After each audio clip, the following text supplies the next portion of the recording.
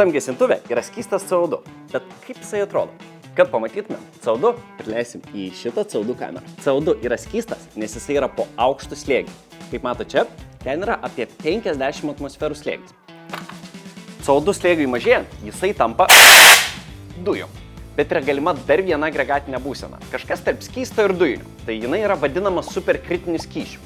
Kad šitą kamerą padarytumėm superkritinę, mums ją reikia šiek tiek pakaitinti, taip pakeliant kameros temperatūrą ir slėgį kameros viduje. Kai mūsų CO2 kaista, jisai nori tapti dujiniu. Bet dėl susidariusio labai didelio slėgio, jisai to padaryti negali ir užstringa šitoj pereinamojoje būsenai.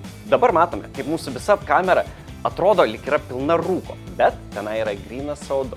Apačioj skysto CO2 linija po truputį dings, kol galiausiai visiškai pranyks. Dabar turime tik tai dujinį CO2. Jeigu mes kamerą dabar pradėsim šaldyti su leduku, visas virsmas prasidės iš kitos pusės ir mes po truputį pereisim per pereinamuosius virsmus ir pasigaminsime vėl skystą CO2. Eksperimentas baigėsi, laikas viską išleisti. Kietas CO2. Sausas ledas.